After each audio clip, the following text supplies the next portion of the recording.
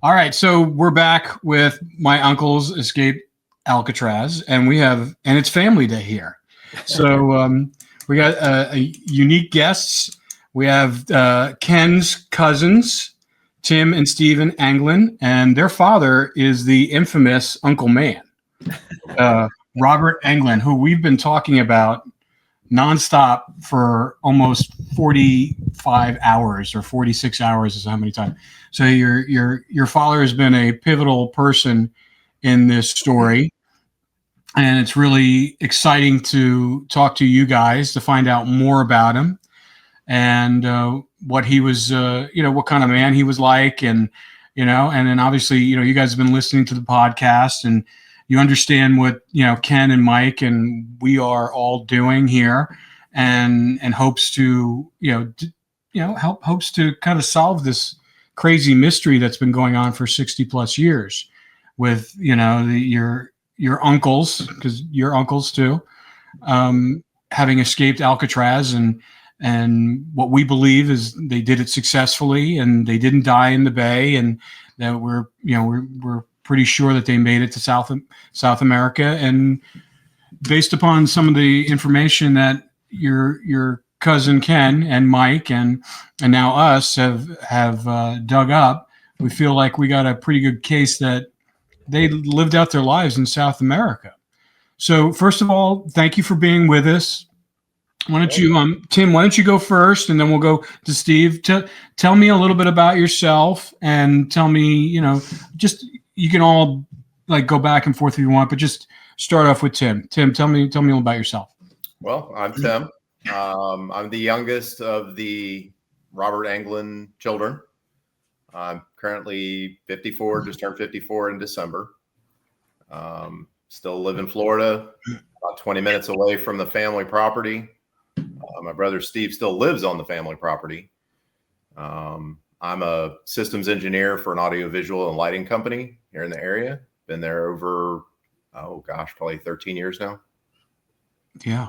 Yeah. And how about you, Steve? I'm 68 this year. I'm the oldest of the three, and I work for a construction outfit. I'm a project superintendent.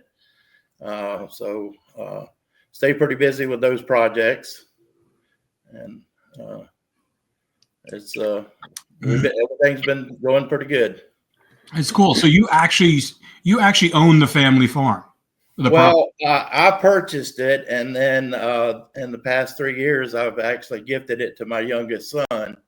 So he's going to live there when I retire and decide to start traveling around a little bit. So we're going to keep it in the family as long as we can. That's fantastic. That's awesome. Great.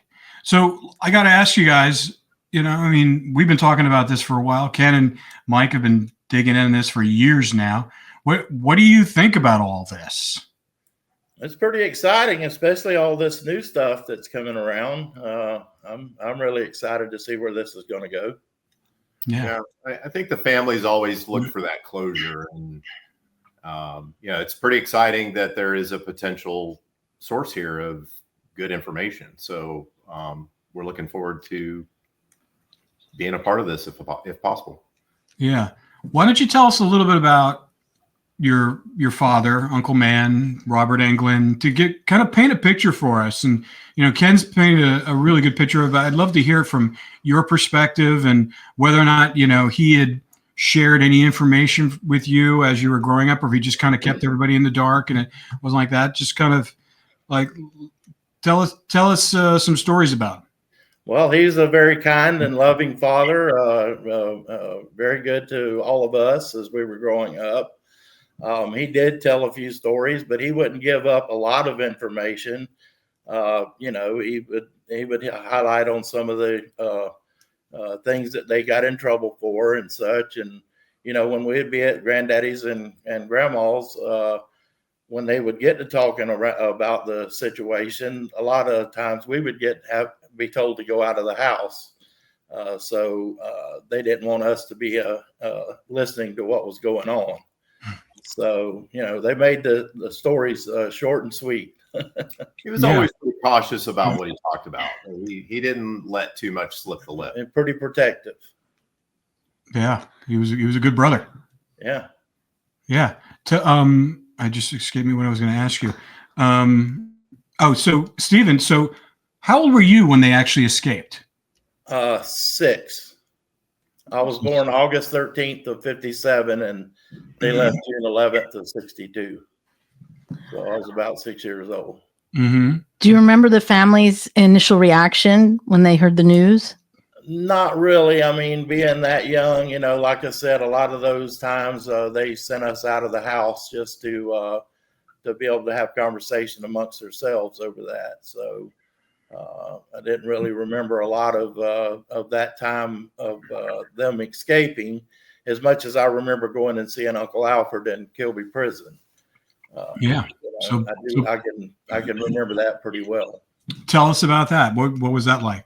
Well, I mean, as a child, that was kind of crazy, being inside a facility like that with all the prisoners, and it was just it was kind of crazy to see all of that stuff as a child, So, but I do remember going up there on a Thanksgiving and taking Granny Anglin up there and sitting and visiting with them and all the guys in the white uniforms and such, So, that's, yeah. How about you, Tim? What was your first memory of realizing that your uncles, not only were they in Alcatraz, but they escaped it? Well, I mean, for me, all of that really kind of took place when I was very little. So, growing up as a kid, it was always kind of a cool story. Around school, some people would recognize the name and ask me about it. Of course, it was always kind of cool to repeat the story a little bit.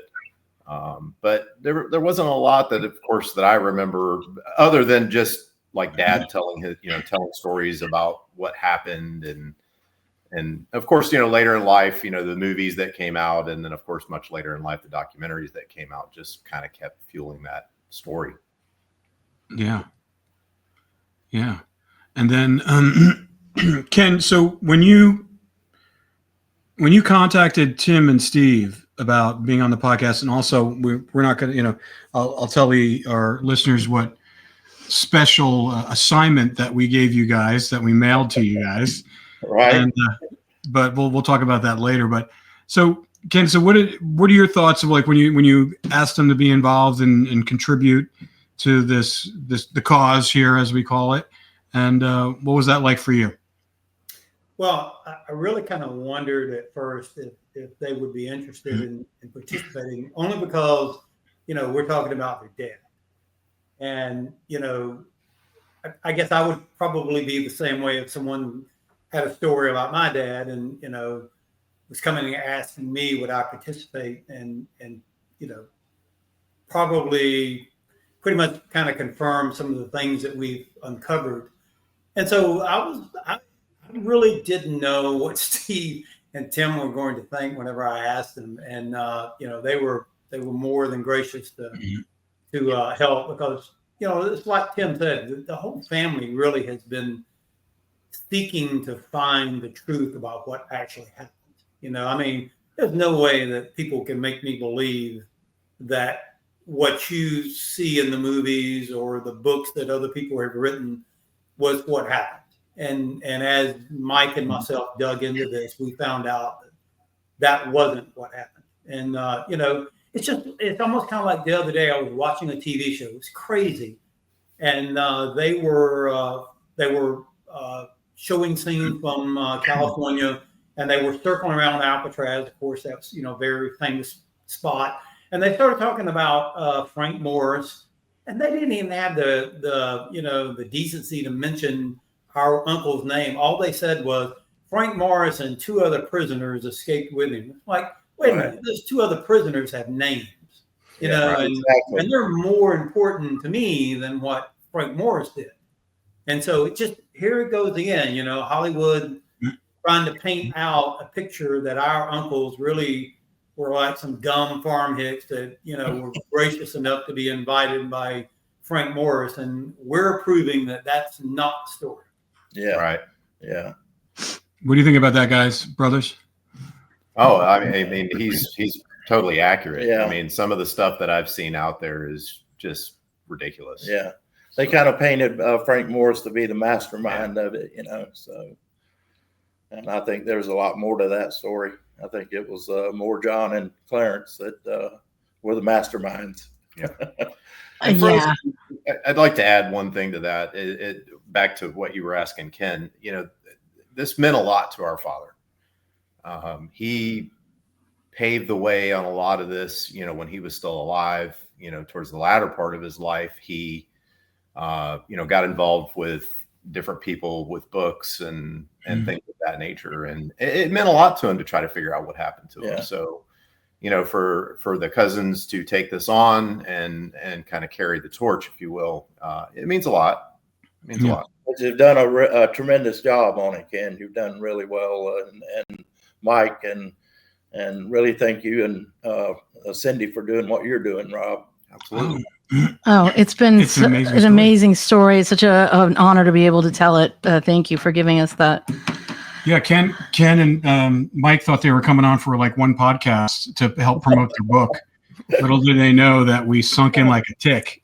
Yeah. Grab the hold. And now, you know. It's just such a great story. And there's so much stuff I didn't know anything about, which I think is what you were alluding to earlier, is that, you know, Hollywood just came up with this narrative early on and then they just ran with it. They didn't really do their research, dig in and find out who the other two brothers were and how interesting their story is, because that's the story. I mean, to us, John and Clarence were the masterminds behind this. No one else. I mean, they knew how to do this stuff when they were kids. That's why it's just so fascinating. We learn something new. It's like peeling an onion. We learn something new every week. It's like, oh, they did this when they wrote in code, or they, you know, they knew how to talk to each other without a different language. You know, it's very interesting how they were. Just recently, we, you know, Ken, I was down visiting Ken and his mom, and she revealed the coded way that they used to give messages and how they did it. They would write in urine on paper, and then they would light a match onto the paper, and then they'd be able to see the message right before it went on fire before their eyes. I mean, it's like, who comes up with this? Comes up with that? I mean, that's just insane. I think it's great. You know, I mean, it's just the fact that they were so, you know, they were so resourceful, and they were creative too. I mean, that's the thing. Super creative, super resourceful. Look at all the tools that they use to help escape with, you know, fan motors and raincoats, and you know, so it took a lot to put all that together in a very short period of time. Exactly, very short period of time. You know, I mean, when you think about it, you know, you see these, you know, you watch Shawshank Redemption, and you see that kind of escape, which probably was inspired by your uncles. Because they went through the same kind of way, not the sewage pipe, but the rest of it. But you know that his preparation went over like decades, right? Yeah. You know, and we're talking about literally over a year that, you know, your uncles were able to do that, and I just think it's just fascinating. So getting back to your father, and you know, you may not know the answer to this question, but how much do you think he knew? It's kind of tough. Yeah. I mean, at the end of the day, you know, he would talk about it, but he would, I mean, I think he took a lot to the grave with him. I kind of think we probably will never know. And that's where this is going on. And we need to find out, you know, and get to the bottom of it so we can put this thing to rest. Yeah.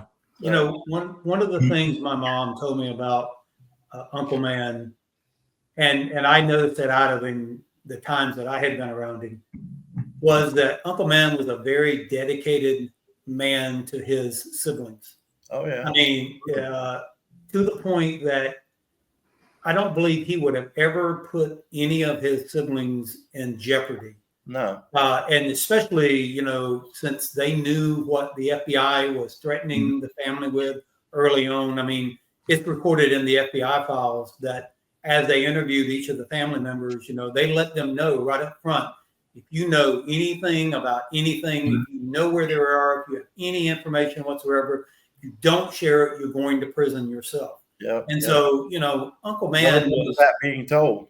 Yes, Uncle Man was very protective of his siblings. So Well, you can imagine he was also the like spokesperson for all the siblings. He done a lot of the speaking for all the siblings to the FBI and U.S. Marshals and such. So you can imagine what he was probably protective of his own children. Oh, so if he would not share anything with his siblings, I very seriously doubt he was going to share anything and put his own family in jeopardy. Right. So, the things that we have learned about Uncle Man really and his involvement in it really kind of came from the FBI files.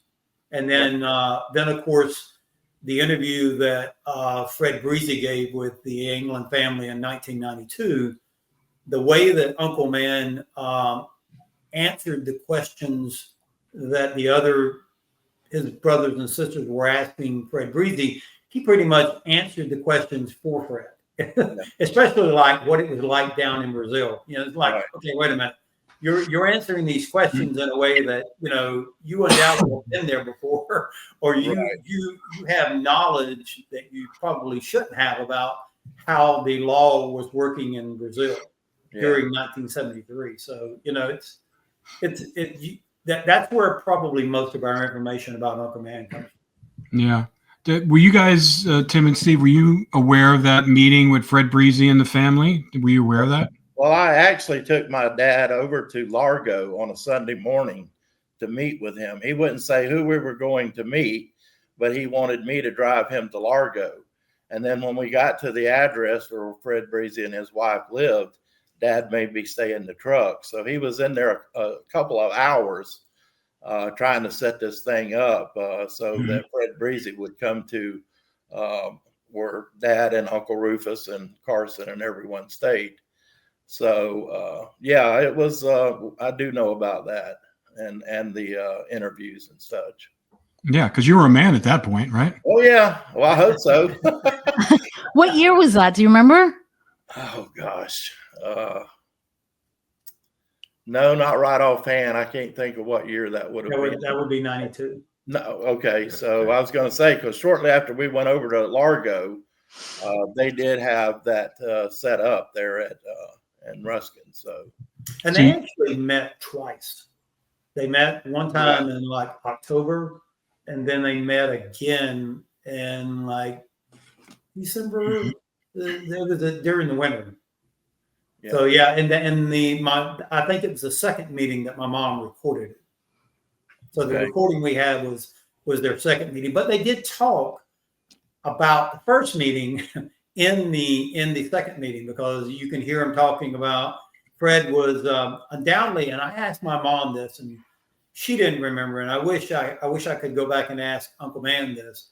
Supposedly all of the family members asked questions that Fred taped and sent down to Brazil. The way he was communicating with them was almost kind of like the Bin Laden, stories, where he would record it. According to him on this interview, he would record it onto a cassette tape. He never said who the individual was that came by and picked the tape up, but they then would re-record it. In fact, he said it would get re-recorded a couple more times before it actually made it down there. And then they would respond in the same manner. So each of the family members asked questions. And I don't know to this day, my mom doesn't ever remember getting anything back. So, if there are tapes out there where they responded, I'm not sure what happened to it. Yeah, because he had a small portable cassette recorder sitting on the table, I believe is what my dad had said, recording different things about that the interview, talking about in the interviews. So it's crazy the way that Fred Breezy was still in touch with them in 1992. He was still communicating with them. This story that he flew down to Brazil, he ran into him in Rio de Janeiro in a bar. It was a one-time thing, I mean, he was still in contact with him. Yeah. And between him and Uncle Man, you know, they're the ones who kept John and Clarence up to date on the family affairs and what was happening. So, you know, it's right. and I can understand how you would not want to share that with anyone. Yeah. Right. Well, I'd like to jump in with a question. Okay. And both of you can answer this. You said before a few minutes ago that he didn't share very much. He was very protective of keeping the secrets because he didn't want to put anybody in jeopardy. So he was sort of taking the heat for the family when the authorities would come around. But you said he did share a few things, that he would just sort of kind of every so often kind of reveal something. And I'm curious specifically what things he did share with you. You know, did he ever say that, you know, your uncles were alive? Were they in South America? That they had successfully escaped? They survived? Anything like that? He just one time that I do remember is that we were riding to work because him and I worked together, and he said those boys are out and they're alive, and he never really would go into a deep story about it, you know. And he was kind of that way. You would be around other people, and he would just make a comment about it, you know, or somebody would ask a question, and he would just briefly answer it, but he wouldn't go into a lot of deep details about things. And there again, I think that's part of that protective, you know, trying to protect everyone. Because one of the things that we do have that Ken has shared, that just when he was in the hospital shortly before he passed away, that he finally sort of to the family openly admitted that he had been in contact with them for the last 25 years, that they were alive. And I don't remember if he said they were in South America, but that he had been in touch with them for for decades, essentially. Yeah, Aunt Merle told us that. Yeah, well, that was during the time I had been taking care of Dad when he come down with the dementia, and then we Tim and myself and my sister decided we was going to put him in a nursing facility, and that's where he passed away. So my sister had spent the night there that night, and I was working nights, so I was coming the next day to sit with him like we would do toward the end. So there was a gap there between when my sister was there and when I got there. So Aunt Audrey and Merle and Aunt Audrey and her husband was there, and I believe Carson.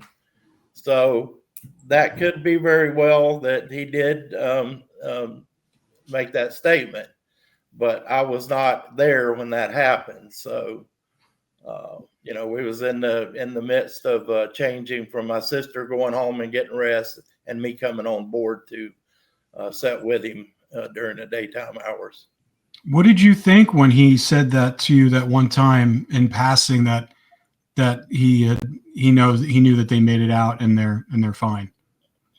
It's just, it was a good feeling. I mean, but there again, he would make these little comments about stuff like that, but he wouldn't never just really get into a storytelling about it, you know. And there again, I just think he was trying to keep everything protective with everyone, you know, especially his children. It was difficult to decipher, you know, if he knew something, or was it just that he strongly believed it. So, you know, I'm not saying that he didn't know something. I'm just simply saying he believed that they made it. He strongly believed that they made it. So, but just never, I mean, at least to me anyway, he never outright made any kind of direct comment that he specifically knew. You know what is really strange too about Uncle Man, and I keep calling him Uncle Man. That's the only name that I've ever. Well, that's what he is to you. So I mean, his real name is Robert Anglin. Who you're talking about? And if it wasn't Uncle Man, it was Man. And you know that's the crazy thing is that even in the FBI report, they when he goes to visit Alfred in Atlanta, they write it down as Man. Yeah. So his dad called him. Interviewed. He was known to Paul as his little man, so that's how he got the nickname. And that's what's so crazy. I thought his name was Man for the longest time. I even asked my mom. I was like, when she told me what his real name was, I was like, you're kidding me. Well, he was known as Man and Uncle Man on the Anglin side, and then on my mom's side, on the Pickering side, he was known as Robert. So, What's the origin story of him just being called Man? well, I mean, when they were on the home place there and, gathering vegetables and stuff like that to go to the market, and, they were farmers. So he was Granddaddy's little man, and it just, he called him Little Man, and they just stuck with him. So, as the siblings just picked up on it and started calling him Man. That's cute. But what I was going to say was that, what is so strange about Uncle Man is that he is the only member of the Anglin family that has ever been polygraphed. I mean, all of the other siblings, none of them ever were asked to be polygraphed. And I swear, of course, the FBI reports were not released until the early 2000s. So, it took us a while in order to discover that he was in this FBI file. Yeah. Where he went to visit Alfred when he was in Atlanta. And, it's recorded down as he's the one who tells Alfred that they made it. And that not only did they make it, but that he even revealed who helped them make it. Yeah. He even brings up Mickey Cohen, which I'm like, the very first time I ever read that, I was like, how in the hell did Uncle Man know Mickey Cohen? It's like, I didn't even know that. A lot of people. Yeah. But, the thing is that they believe, the FBI and the U.S. Marshals always believed that Uncle Man knew more than what he was saying. Yeah. Well, probably it's obvious because they polygraphed him. Probably about 7 years before he passed away, the U.S. Marshals come out to the house and picked him up and took him to downtown Tampa and wanted him to tell a story about, what if he knew anything and do a DNA test then.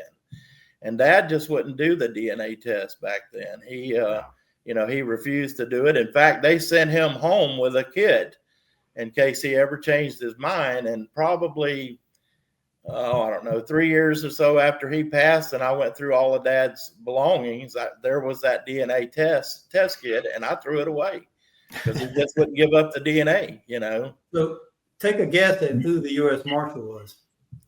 Well, Art Roderick. Probably somebody you knew that you've spoken to. Art Roderick was working the case at the time. I know that Dad told the story that when they brought him up to Tampa, they come out and picked him up in a U.S. Marshal car, drove him to Tampa, and then when he refused the DNA test, they said, "Well, we're going to get you a taxi back to Ruskin." And Dad said, "I didn't come up here in no taxi cab. Whoever brought me here is going to take me back to my house," and they did. So, he wasn't going to ride back home in a taxi cab after them coming and disrupting his day to go, to speak to them about DNA and stuff. So, yeah, why would they do that? Why would Ken? they need DNA? Why would they need DNA? There again, maybe they were onto something. Well, because they had the bones. Remember, they had the bones that they were trying to test. That's right. That's right. Yeah, you're right. Yeah. So that's probably. Well, actually, no, they didn't find those bones until. No, they found them about 9 months after the escape. No, they found them 9 months after the escape, and then they buried them because they didn't know whose they were, and then they dug them up again later on. Yeah, but that wasn't until 2010. That was that was right. That was Dyke. Yeah. He ran across a document where they had talked about the bones being discovered, and he went and had them exhumed, and that's how we get involved. Is because at that time, Marshall Dykes wanted DNA from my mom in order to, because none of the other siblings were alive at the time except Merle and my mom, and so he was trying to see if we could get DNA so he could see if those bones belonged to one of the Anglins. Yeah, but we makes sense. Yeah, so we eventually do it in 2015, but we do it with Alfred. Yeah, but that you can't get that results from the U.S. Marshals or FBI right? No. I seen that in your podcast here a while back, that they wouldn't give you that DNA. But this is what the craziest thing is. Like the case is over 60 years old, you Right. know, and the chances of John and Clarence or even Frank Torres being alive is slim to none. You know, Right. I would almost kind of say John is probably, if anybody lived the longest, for some reason, I always felt like it was John. Right. And he would be gone. Why in the world is the U.S. Marshal putting up all these barriers? They don't want to share anything with us. You know, Right. they don't want to, even the DNA they took from Alfred. Alfred was not even involved in the escape. Right. They still have his DNA today and won't give it back to us. Right. Won't even show us the results of it. Wow. It's crazy. I mean, it gets to the point. Now, I understand how my aunts and uncles felt about the FBI and then eventually the U.S. Marshals and not wanting to work with them, because we tried to work with them one time. You know, in the show with his channel, we were going to work with Art, and we were going to actually try and, you know, see if we could find out what happened. But it's like the U.S. Marshals just put up all these roadblocks to the point that I don't really care about even working with them anymore. Right. Right. Yeah. Yeah. They don't want anybody stealing their thunder. No. Basically, at the end of the day. I think that's it too, and I think that they did the documentary as a way to fish for information. Yeah, you're right. You know, was Art the one who told you they pulled Uncle Man out, or is that something you found out after the fact? Well, I found out from Art, and I won't tell you how we uncovered the information, but we did know that Art was using Don DeNevy, who was working with the family at the time, to write a book, Riddle of the Rock. Believe it or not, Don DeNevy was working with Art and was going back up to Tallahassee every time he met with the family and was delivering information back to Art Roderick. So we do know that for a fact. And then Art is the one he's the one who answers the phone when Fred Breezy calls in. And he's actually the one who goes and picks Fred Breezy up and does the interview with Fred Breezy. Now, I do know that Art was the only U.S. Marshal during that time frame to be working the Alcatraz case. So if anybody would have interviewed anybody about anything to do with Alcatraz, it would have been Art Roderick. Yeah. It's crazy stuff. Did you remember when Dad and your mom and Jeanette went out to Alcatraz in 2006, I believe it was? I do remember that. Yeah. So they got to see a lot of things that a lot of the tourists that goes to that island, that they don't get to see what your mom and my dad and Jeanette, Alfred's wife, got to see while they were there. So, you know, they got to go up on the roof. They got to look behind the wall where they escaped and went up the chase. And, you know, they got to see a lot of stuff out there that the public didn't get to see. Yeah. Did your father share that with you? Yeah. I mean, he talked about it, and I also have a newspaper clipping about it. So probably Ken's got the same newspaper because his mom is also at the bottom of the paper. So. Yeah, she's the back rat. Yeah, she's holding the boy's picture. But they were looking at the picture that's in the newspaper. They were up on the roof looking at the pipes where they shimmied down, and that was the picture that was taken of the three of them when they got to go out there. And Dad was really excited about that. He that was a highlight in his life to get to go to Alcatraz. I bet. Sure. So I'm gonna ask Steve. It's of course on my bucket list too. So I'm gonna ask Steve a question. I don't even know this. I know some of it, but so Steve, I know that at the very beginning, your mom and your dad were living with Grandma and Granddaddy. Yep. Were they still living with them when the escape occurred? I think we had already moved into Dad and Mom we'd moved up onto our property, which, you know, our house was right next door, into about a 50-foot mobile home. Okay. And then Granddaddy and Dad and my Uncle WC, they built our house. So I don't believe that they were living there at that time. I know that Mom did all of the boys' laundry, and they was all about their sport coats and white shoes, and Mom kept all that laundry done for those boys as long as Dad and Mom lived there. Right.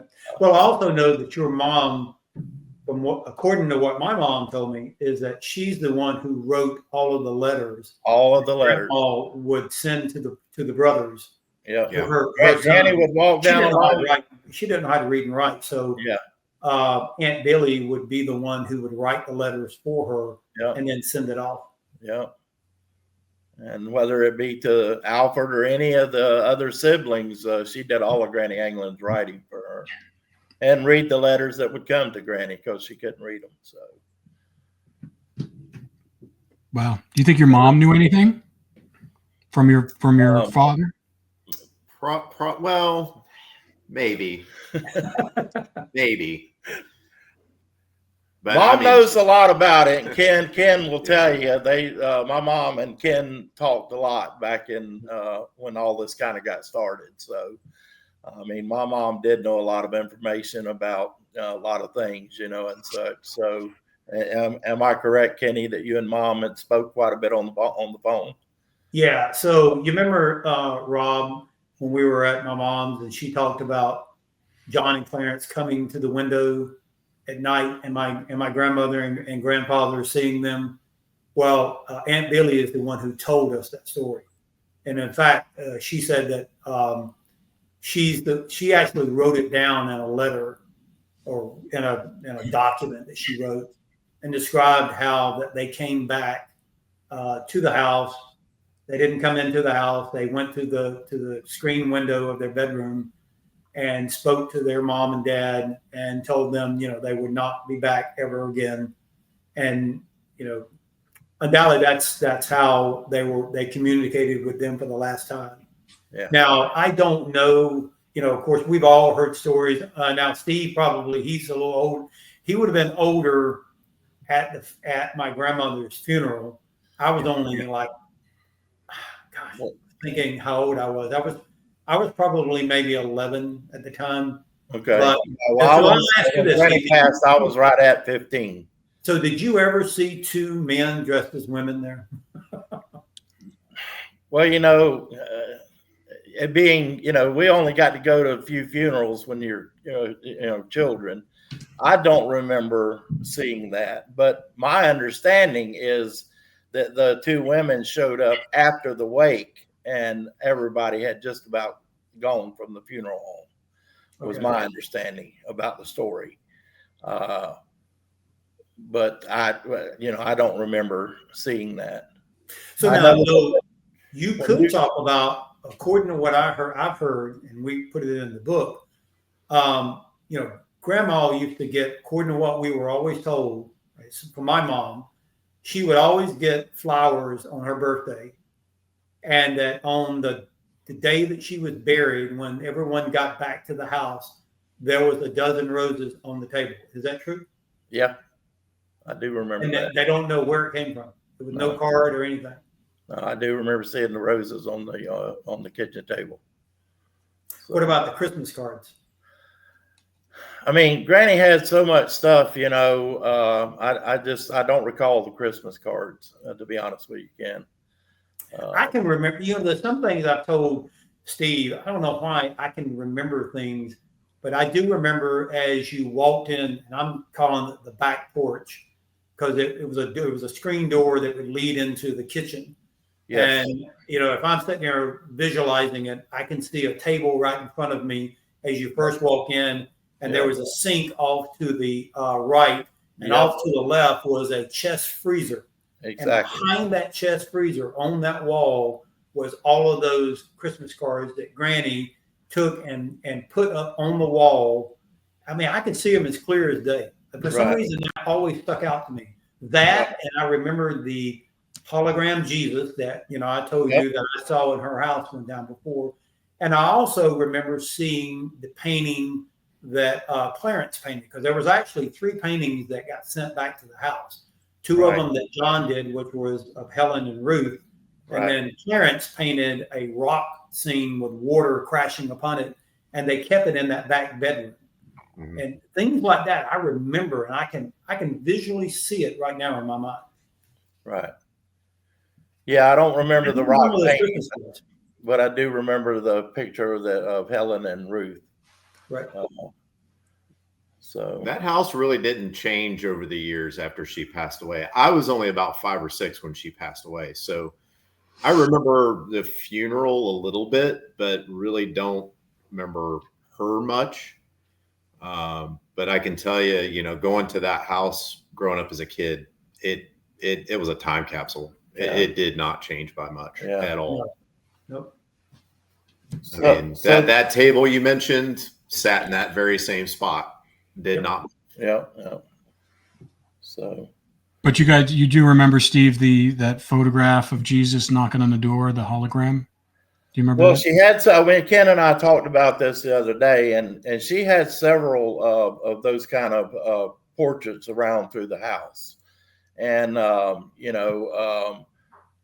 Jesus with his hands together, and I mean, that seems to stick out to me. But she had 4 or 5 of those throughout the house, and each one was a little bit different.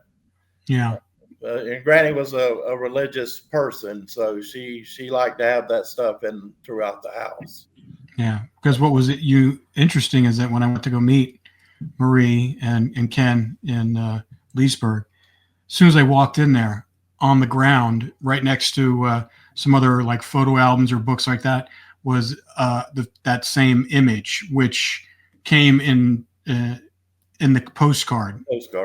Yeah, exact same image. Wow. And this one was like framed, and it wasn't a postcard. It was actually a piece of artwork that was framed, and it had a little Bible saying right underneath it. So it was like in this hard. So I was like, wow, this is the postcard. Right. The weird that they were able to find a postcard and send it to her with that same image. It's it's a clue. It's a way of messaging. It's letting them know that they're okay, and I thought that was really interesting. Yeah. To your point, it's code. Yeah. Well, it's kind of like the very first time I ever saw, or even suspected, or even heard about code had to be in the FBI files, because the guy who's giving the testimony about Uncle Man coming to see Alfred when he was in Alcatraz, in Atlanta. He says that that their brothers, John and Clarence, when they were in Alcatraz, wrote Alfred and told him that they were planning an escape. And I'm like going, okay, well, first of all, it probably would not have been just like, hey, we're planning an escape, because the guards who read the letters would have picked up on it, Right. Had to be something in it that let him know they were doing some type of an escape. And the guy even said that Alfred didn't hold a lot of hope that it could be done, because he didn't think anybody could escape from Alcatraz. So clearly they definitely did communicate in code. And even Uncle Man, when he was talking to that skip tracer, you remember, exactly, Frank. He's the one that come to us, that Uncle Man said that they communicated in code. Yeah. Wait, Steve, what did you say? I said that I do remember Dad talking about the guy that Kenny's talking about, because Dad and him would go down to Hardy's to communicate, and that happened 2 or 3 times. So did he say? My dad saying that, because I'd go by and see him in the evenings and stuff on my way home from work, and I was like, "Well, what did you do today?" And he's like, "Well, I hung out at Hardy's for a little while. I had a visitor," and he wouldn't elaborate on what they talked about, but in a roundabout way, he was telling me that, he was there for a few hours and having communication with this person that Ken's talking about. So yeah. And the crazy thing is that Uncle Man shared with him, because this is documented in his document. Uncle Man shared with him that he received a postcard from Clarence from Brazil, written in Clarence's signature, and that Frank offered him $20,000 to see it. And Uncle Man came back the next day and said, "Well, it's been misplaced." And and the guy said, "Are you sure?" And he goes, "I'm telling you, it's been misplaced." And so I don't know if whatever happened to that postcard. And that's the reason why I say, when I asked my mom about that postcard, I asked her, I said, Uncle Man said that he received a postcard from Clarence. And she handed me that postcard that we just got through examining. And she said, "This is the postcard he's talking about." I don't know. I can't explain to you why it has Ruth's signature on it, nor why it had a U.S. stamp on it and a Canadian stamp, but it does have male DNA on it. So we are going to find out what happens. There was also the number 48. The expert emailed me the other day and asked if that number was significant for anything. It was handwritten, number 48. 48. Right underneath where the stamp was. Yeah, That wouldn't ring a bell to me. The stamp. It may have meant something to Dad or anybody. Under the stamps, the number 48. Ken, I'll send you the email of the picture. So the U.S. stamp was 48? No, the U.S. stamp was an 8-cent American stamp. No, it was 8 cents. 8 cents. Yes, 8. Okay. And underneath the stamp was someone had written the number 48. Oh, I didn't know there was anything up under it. Yeah, I didn't know that until like literally 12 o'clock at night. So she sent me an email with a picture of it, and I was like, "Oh, that's interesting." Is it written in the same color pen as what the other writing was? Wow. Yeah. So it looks like somebody wrote that for a reason. That's what she was asking, and I was like, "Well, possible. It was everything they did was in code." Yeah. Well, it's like I said too. They didn't go to a store and buy that postcard because that postcard has been stapled. I mean, you can see the holes in it. So I'm actually thinking that postcard came to someone in a letter and it was stapled to the letter. Because, like I said, why would you go into a store and buy a postcard that you're going to send to someone that has 2 holes in it? Right. And the holes are exactly the way that a staple would look, that it's been stapled. Oh. Yeah, but the postmark, the postage stamp, and the postmark is, if it was like stapled to a letter, then it would have been in a letter. So I don't know if there's. I think what that is Why when. would you need? I think that happened when the marshals had it. Didn't they have it? No. I've got a picture of it before the marshals got a hold of it, and it still has the holes in it. Oh, wow. So the marshals, Art did not staple it. So Art's the only other person that had access to it other than my mom and me and now you.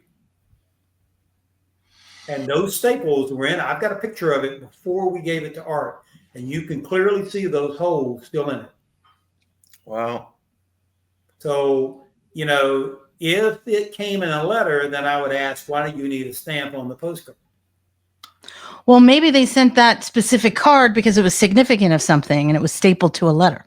Or like, use this card when you're sending it. Could have that? This could be the postcard that Uncle Man received.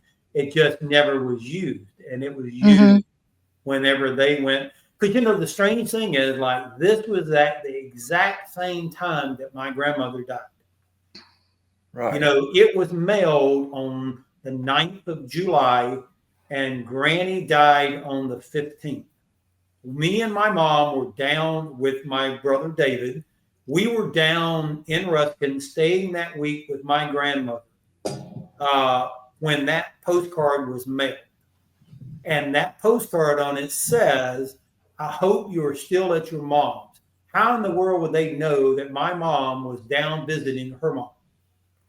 Yeah, that's pretty crazy. That's crazy. Uncle Man. Uncle Man was not was still there. He was there. I really remember you guys being there that week because you left on a Sunday afternoon. We did. From Granny's and went back to Albany. And so we went to church that evening up in Palm River. And when we pulled in our driveway, Aunt Audrey's husband was standing in our driveway and told us to get over to the church.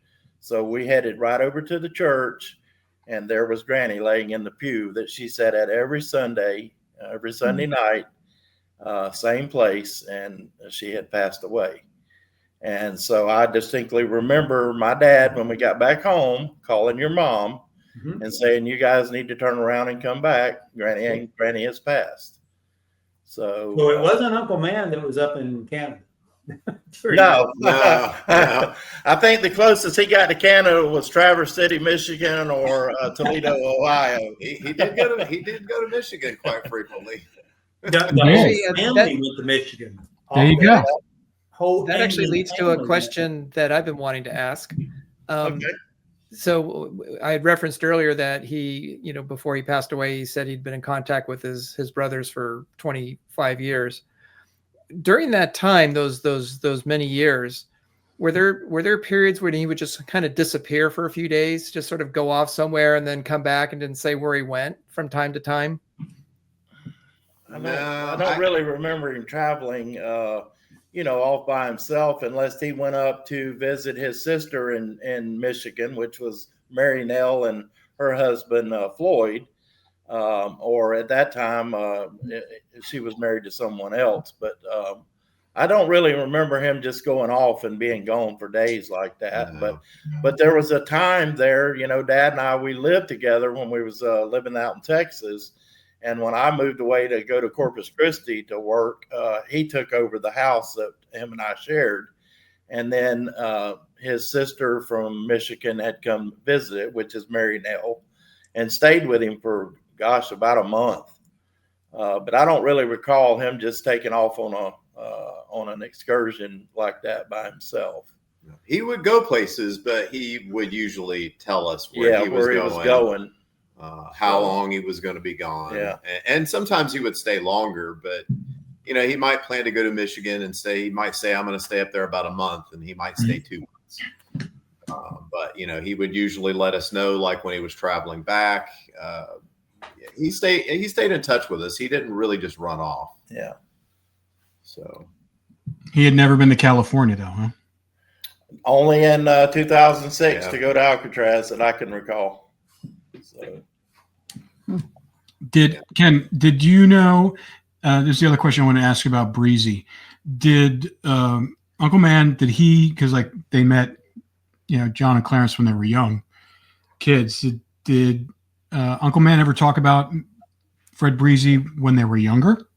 Now, my mom told you when we were with her that the whole Anglin family knew Fred Breezy growing up. And in fact, even my grandfather had met Fred Breezy.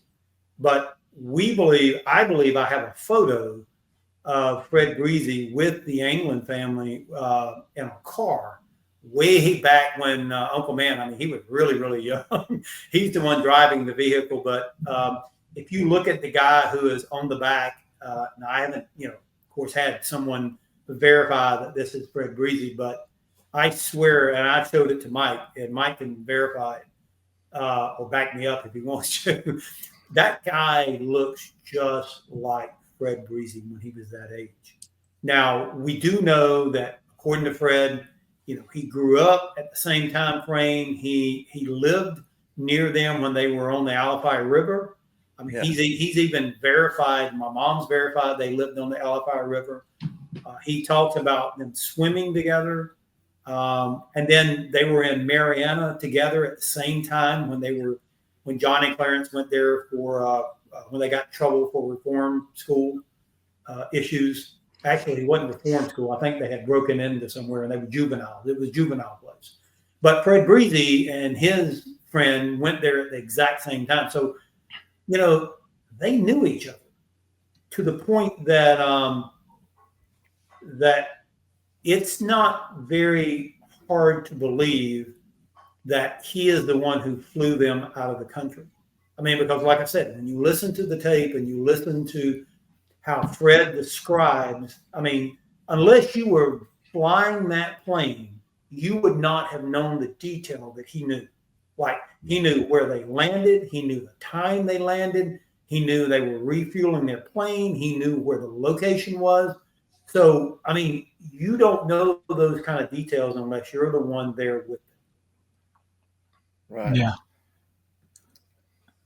And that airstrip is pretty close to the property, right? The Ruskin Well, property. the airstrip that Kenny was talking about in one of the later podcasts is it's about 2.5 miles from the family cemetery, and that landing strip is in a little edge of what they call Waimama. My mama. And basically it's been turned over. They do flying lessons and such there, but it's a grass field. It's always been a grass field. And it's been there forever. As long as I can remember, that airstrip has been there as a kid. And that was where Fred crashed his plane when in 76 when he gets caught. So that's the airstrip that he was trying to land on with all the drugs that he was ferrying from Colombia. And he crashes the plane and gets into a shootout with some fishermen. And that's how he winds up getting caught. But that very same airstrip is where he would fly in and out of with his twin engine plane.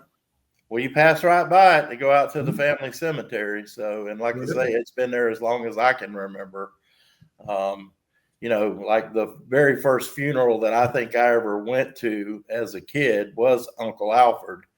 And I do remember when he was brought down from Kilby Prison to Ruskin to be, buried out at the cemetery.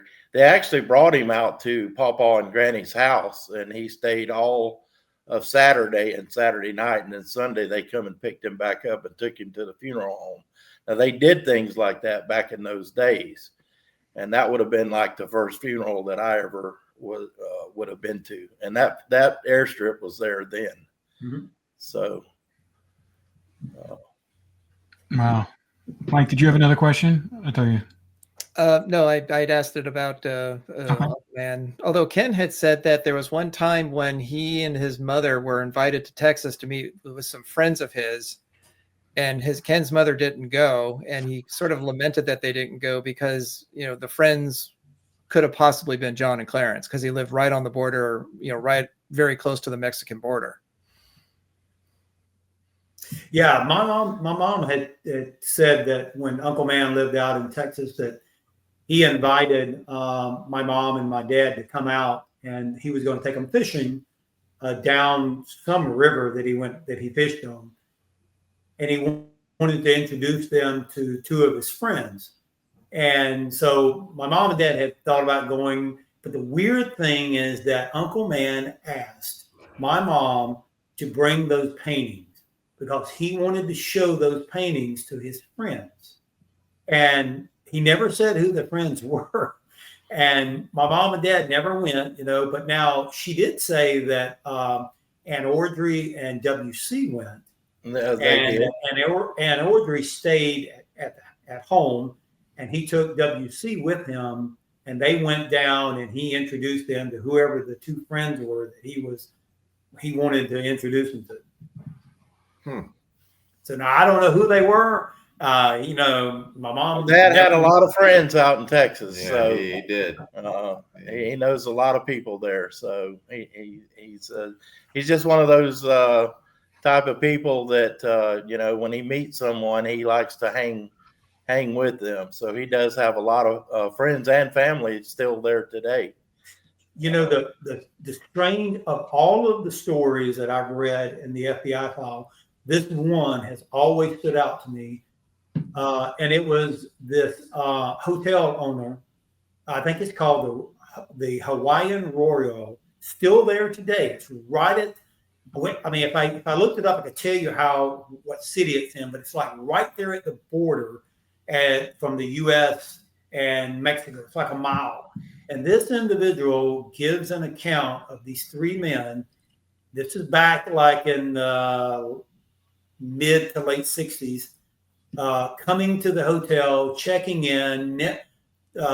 Two women came and joined them. They never left their room. They ordered food in, and then they skipped out, never paid, which sounds like John and Clarence. And then when he notifies the authorities, the FBI comes. Most of it then is redacted, but they show him a photo of John and Clarence, and you can't see what he says because it's redacted. And then they compared the signatures on the file that the men signed when they checked into the hotel, and that's redacted. But it sure does make me think if John and Clarence wanted to come back and visit someone, that's the perfect place to visit, because it's like, you're right there in Mexico. Here's the line. You were within a mile of the Mexican border. You could easily go back into Mexico and no one would even know you're there. Oh, yeah. Oh, yeah. Yeah, up until like 10, 15 years ago, I mean, I've walked across the Mexican border without crossing points, back and forth without anybody knowing. So it's like, I can't imagine what it was like back then. It was probably super porous and very easy to jump back and forth of the border. No one's watching. Well, I mean, you don't have facial recognition software, cameras everywhere. I mean, at that point in time, they could have walked back into the United States and no one would even know who they were. Right. Oh, right. Yeah, for sure. So anyway, You have a question? we're going to find them. I'm telling you, we're going to find them. We're going to find their graves, and we're going to solve this mystery. That would be Yeah. awesome. You mentioned something about a special project you had for Tim and Steve. Oh, yeah. Oh, for me? I know. Is it time to talk about that special Okay. project? No, Yeah, let's maybe not we'll- go let's there wait right on now. that. Let's wait. Maybe later. Okay. All right. Yeah, let's wait and see what happens. Because it was Okay. referenced earlier and I didn't want to forget. Yeah. So all I can tell the audience is that there could be a Easter egg that both Tim and Steve are That'd be involved great. in. That would make And, me feel Exactly. Right. Maybe we might be getting answers right around Easter. Yeah. So that's pretty funny. So, but yeah, no, I think it's amazing that, Ken and both Tim and Steve, that, you guys are so open and welcome to talking about this subject. I mean, I know Ken has been dealing with it for a while now, and it's, it's his opus, but it's a great opus because it's one of the greatest mysteries, true crime mysteries ever. Yeah. And I think the work that him and Mike have done on the book and all the research, I mean, the fact that, I'm just learning about this hotel that you're telling me about. I mean, it's like there's so many things that are deep. Every day. Exactly. And it's just like the fact that, that was redacted in the FBI report. Why is it redacted? Why is it redacted? I mean, that's the thing. Right. What is it redacted His for? reaction, his testimony. Why is it redacted? Like there's Yeah. no reason for that. Right. At this point, I mean, it doesn't, they're really. And why do they want DNA? I mean, that's the thing. Exactly. It's like, what? Okay, fine. The bones, fine. Okay, fine. But then what else is going on here? I don't know. It doesn't make sense to me. Yeah, they wanted the DNA after they talked to your father, Steve and Tim. And they asked also when Ken went to Alcatraz for the first time. Right. They asked it then. Yep. Why are they asking for DNA? Yeah. If Well, they I guess a possible theory to that would be that, DNA testing wasn't a thing until I don't know what. 2001 when it first came into Yeah. So, they probably wanted something at that point to have something to compare in case they found something, or maybe they had something that they wanted to compare to. Yeah. It's interesting. It's all very, I mean, there's so many ways. I mean, we've talked to, and you've heard these guys on the podcast, former federal agents, FBI agents, U.S. Marshals, and they don't understand why they don't come clean. At this point, I mean, like I said, they're in their 90s. If they're still alive, this case basically gets shelved after they turn 100. So you're not too far from that. Right. And why not just come clean with this stuff? I mean, they came clean with the JFK files. I mean, this is way less controversial than that. Right. Sure. Or maybe it isn't. You think it is. Right. We don't know. Like I said, I think once we uncover everything, we're going to find out. And I've always believed this: the FBI has always known where they were at. Yeah. I believe they have always known where they were at, and there was a reason why they kept them where they were at. Yeah. Yep. Do you think that they kept them there, or do you think it's because they couldn't take them from there? No, I believe it was to their, at least this is my belief, I believe it was to their benefit to keep them where they were at. When you start looking at how they got out of Alcatraz, the different events that occurred, the Chief Justice of the Supreme Court of the United States is involved in this. It has a part in this story. And so you go all the way through these people that are involved in this story. There's something more to it than what I think we've even uncovered. I really believe there's another story embedded into this Alcatraz story. And I think one day we'll actually find it. Yeah, I spoke to someone who was on the LA's gang squad unit, like in the mid 70s, and he had just come on there, but his partner at the time, it was on there from like the mid to late 50s all the way until the late 70s, and they had so many files on Mickey Cohen. Mm-hmm. And they had so many bugs all over his places. They found out, Mickey Cohen was like one of the first guys to buy a color TV, and they had bugs. They had bugs in his house, and he was bragging that he's going to go buy the first color TV. So they found the place where he was going to buy it, and they went there, and they said, "Listen, this guy's going to call and want the color TV." He goes, "When he does, call me." He goes, "We're going to deliver it for you." And so they put a bug inside the TV. Oh, and wow. So they have so much information on him. He says that where those files are, they don't know. He told me that there was a point where in the early 80s, and the chief of police at the time, I can't remember who it was, but he was given orders to shred everything. And so he said he spent a month every day, 8 hours, shredding everything in those files. So he doesn't sure of what's left of it, but he did say that, Mickey Cohen was responsible for, he didn't physically do it, but he was responsible for the murder of Bugsy Siegel. So it's like the tentacles to this case is just, it's like an octopus. It's like the fact that your uncles had a connection to one of the most powerful mobsters at the time, and that also connects to the Kennedys and the Kennedy assassination. And also it's like mind numbing. And all this stuff happened at the same time. Yep.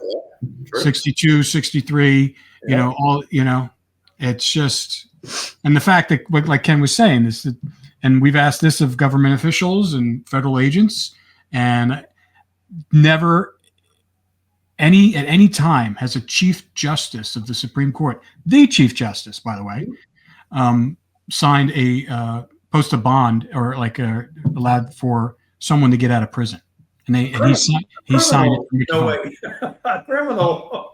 A criminal, not only just anybody, but one of the most powerful mobsters that the Kennedys put in there. Kennedy brothers put there.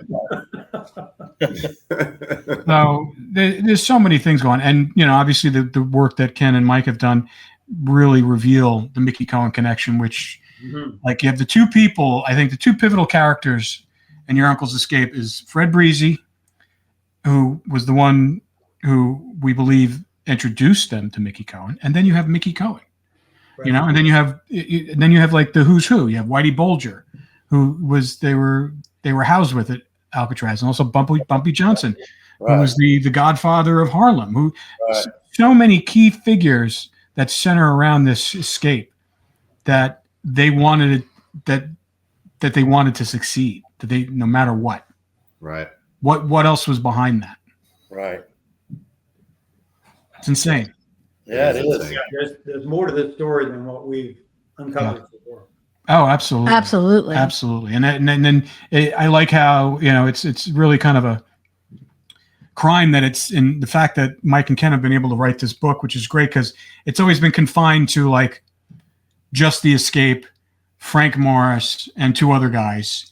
And that when that was the thing was fascinating about the book when we were reading it, is that the backstory and the way both John and Clarence were raised and how it was like almost their destiny that this was going to happen.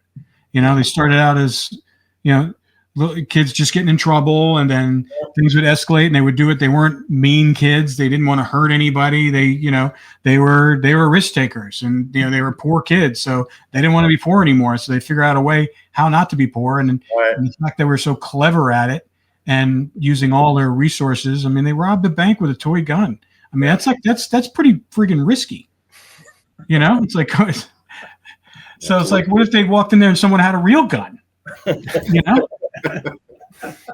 It's just like, it's like the old thing, putting your finger in your pocket and going like that. It's like, it's like ridiculous. It just doesn't make sense. And then the fact that they were able to escape pretty much every place that they put them in.